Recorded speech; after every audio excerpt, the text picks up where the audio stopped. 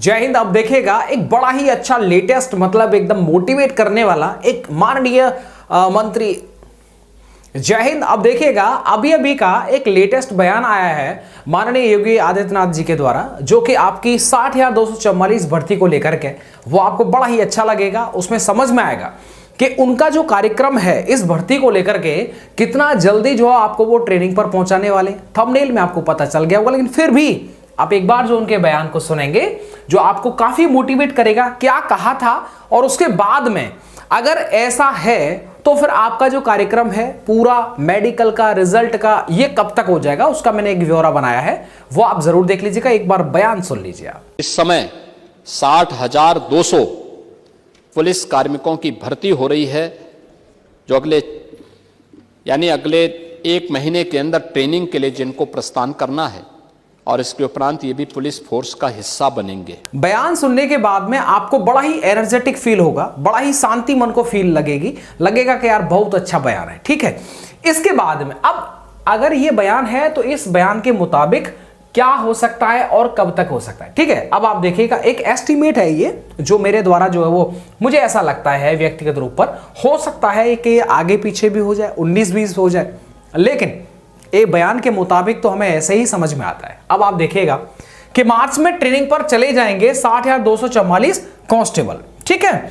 इसके बाद में आप इधर देखिएगा जो मैंने तैयार किया है, अगर ऐसी बात है कि अगले महीने में आप सभी को ट्रेनिंग पर भेज दिया जाएगा तो इसका मतलब हम ये निकाल सकते हैं कि मार्च 1 तारीख से लेकर के 7 तारीख के बीच में आपका रिजल्ट जो है वो घोषित कर दिया जाए, यानी 1 मार्च से 7 मार्च के बीच में रिजल्ट घोषित कर दिया जाए। आप सभी को पता होगा कि 27 तारीख को आपका जो रनिंग है वो लास्ट फाइनल होने वाला है।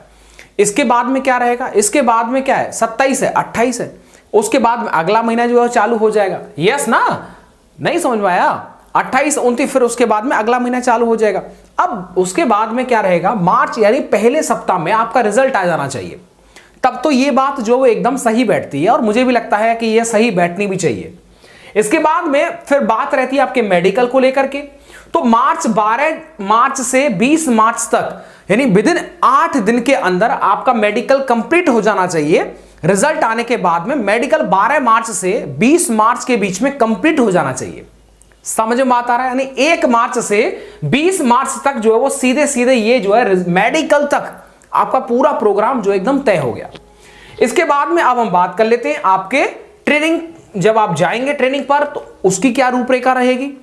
मार्च अप्रैल यानी 27 मार्च से 10 अप्रैल तक आपको ट्रेनिंग पर रवाना कर दिया जाएगा।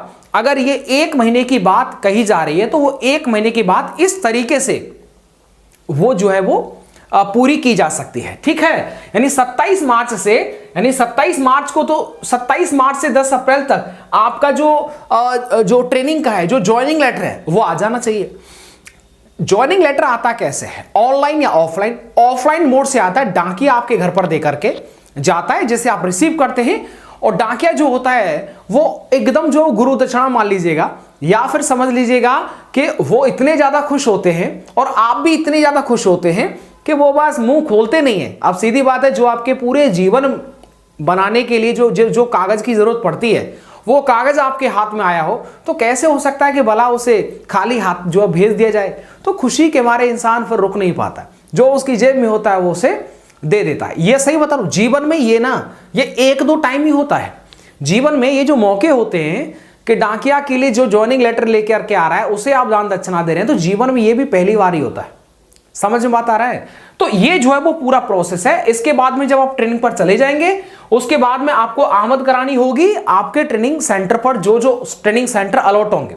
और उससे पहले आप जिस ट्रेनिंग सेंटर पर जाएंगे उन सभी के नाम आ जाएंगे, साथ ही में आपके जो ट्रेनिंग कराने वाले उस्ताद हैं उनके नाम आ जाएंगे। मतलब काफी चर्चा जो है वो 1 महीने के दौरान बैक टू बैक चलेगी, और रोजाना ही कोई ना कोई अपडेट आती रहेगी। तो चैनल को भाई सब्सक्राइब कर लेना। सर जी आमद क्या होती है? आमद का मतलब यही होता है कि जब भी आप ट्रेनिंग सेंटर हो या फिर कोई भी पुलिस स्टेशन हो जहां पर आप जाते हैं, ठीक है, जाने को बोलते हैं आमद। और जब भी आप वहां से वापस अपने घर आते हैं या छुट्टी लेकर के आते हैं, कुछ भी हो, तो उसे वहां पर होता है रवानगी। 2 वर्ड होते हैं, आमद और रवानगी, ठीक है। किसी रवानगी करा देना, ठीक है, आप रवाना हो जाएंगे। अच्छा, एक चीज यहीं पर मुझे याद आ गया, वो भी आपको थोड़ा सा समझा देता हूं।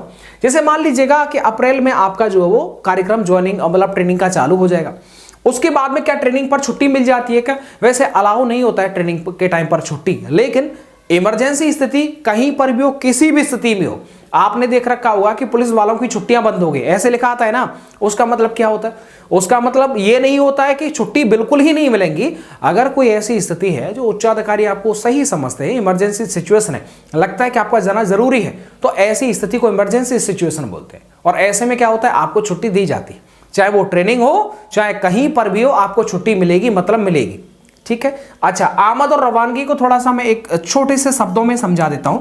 ये हो गया आमद और ये हो गया रवानगी। क्या? ये हो गया रवान। ये दो वर्ड है ना, आपको पूरे जीवन भर काम आएंगे, यही बैक टू बैक चलते रहते हैं। अब जैसे मान लीजिएगा कि आपको जो है वो 10 मई, क्या मैंने लिखा है यहां पर, 10 मई को आपको छुट्टी लेनी है। कितने दिन की लेनी है बताइएगा? 2 दिन की लेनी है। तो आपका हो गया 10 तारीख को छुट्टी लेनी है, कितने दिन की? 11 तारीख और 12 तारीख, 2 दिन ये हो गए ना, और फिर आपको 13 तारीख को वापस आना है। यानी ये जो 2 दिन है वो तो आपका किसका हो गया? छुट्टी का हो गया। तो फिर ये भी जो है ना, ये भी इसमें क्या होता है कि ये जो पहला दिन होगा 10 तारीख, ठीक है, जो आपकी मेन छुट्टी है उससे पहला वाला जो दिन होगा वो होता है रवानगी वाला दिन। किसका दिन होता है? रवानगी वाला दिन, मतलब रवाना हो रहे हैं, आप जा रहे हैं। ठीक है। इसके बाद में आप वापस आएंगे ड्यूटी पर, तो जो दिन होगा 2 छुट्टी के बाद में 13 तारीख, ये आपके सेपरेट रहेंगे। ये दोपहर में आपको छुट्टी मिल जाएगी, आप स्टेशन छोड़ दीजिएगा, सीधे आप 11 तारीख मतलब घर पहुंच जाएंगे। उसके बाद में 11-12 मौज उड़ाओ, फिर उसके बाद में 13 तारीख आ जाएगी, जिसमें आपको दोपहर तक जो होता है वो अपनी वापसी करानी पड़ती है, आमद करानी पड़ती है। समझ में बात आ गया? तो यानी ये 2 दिन जो बच जाएंगे 10 और 13 तारीख, मतलब ऐसे समझ लीजिएगा, अगर कोई अपने घर के आसपास नजदीक है तो वो 10 तारीख में ही पहुंच जाएगा ना। तो बताओ, 2 दिन की छुट्टी में एक इधर हो गया और 2 दिन ये हो गए, और इसके बाद में आराम से वो दोपहर तक आ जाएगा, कोई दिक्कत नहीं। मतलब 2 दिन की छुट्टी में लगभग 3 दिन जो होते हैं वो आपको मिल जाते हैं। समझ में बात आ रहा है? अच्छा, एक चीज और देख लीजिएगा, मैं यहीं पर ऐड कर देता हूं मेरे साथी। एक चीज और जो मुझे लगता है कि आपको मुझे बता देनी चाहिए, देखिएगा, ये बात होगी आपके कॉन्फिडेंस को लेकर के। उससे पहले मैं एक चीज बताता हूं, देखिएगा भाई, मेडिकल को लेकर के जिक्र है, तो भाई मैं आपको बताता हूं, मेडिकल का जो पार्ट नंबर 1 है वो मैं अपलोड कर चुका हूं आज, और वो आप जरूर देख लेना। सेकंड पार्ट कल आ जाएगा, वो आप जरूर देखना, नहीं तो रायता फैल जाएगा। वो पार्ट आप मिस मत कर देना, ठीक है। वो पार्ट का लिंक मैं डिस्क्रिप्शन में दे दूंगा। बहुत डाउट है उसमें जो वो क्लियर कर दिए गए। उसके बाद में मैं कमेंट का वेट कर रहा हूं, ताकि तीसरा पार्ट जब अपलोड हो तो वो आपके कमेंट के बेस पर ही हो, फालतू का ना हो, तो वो हो जाएगा। इसके बाद में जो भी आपकी समस्या है, और इसके बाद में एक कमेंट, और साथ ही में वो मेरा फेवरेट कमेंट वर्दी को लेकर के, कि क्या सर जी हम वर्दी सिलवा लें क्या? ये डिपेंड करता है आपके कॉन्फिडेंस को लेकर के, कि आपके नंबर ज्यादा हैं, आप फुली कॉन्फिडेंट है कि सर जी एकदम मेरा नंबर आएगा, रिजल्ट में भी मेरा नंबर आएगा, मेडिकल भी एकदम आराम पार होगा। और उसके बाद तो सही बता रहा हूं, जब आप सोचिएगा मार्च में जब आप चले जाएंगे ना, तो ईमानदारी से हम बता रहे हैं कि अगर आपका जो ट्रेनिंग चालू हो जाएगा, जैसे मान लीजिए अप्रैल 10 अप्रैल को आपको आमद करानी है अपने ट्रेनिंग सेंटर पर, तो ऐसे में सीधी बात है ना, आप शुरुआती ना 10 दिन के अंदर भी शायद आपकी अगर वर्दी सिल के तैयार हो जाए, ये भी एक बड़ी बात है। और एक जोड़ा पूरा, मैं बता रहा हूं, एक जोड़ा ही होगा, 2 वर्दी तो कम से कम आप सिलवाएंगे।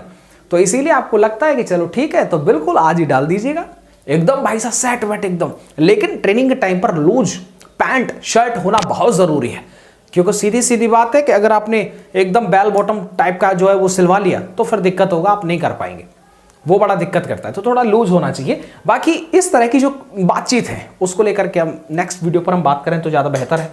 बाकी मिलता हूं मैं आपको नेक्स्ट वीडियो के साथ। वीडियो को देखने के लिए आप सबका बहुत बहुत शुक्रिया।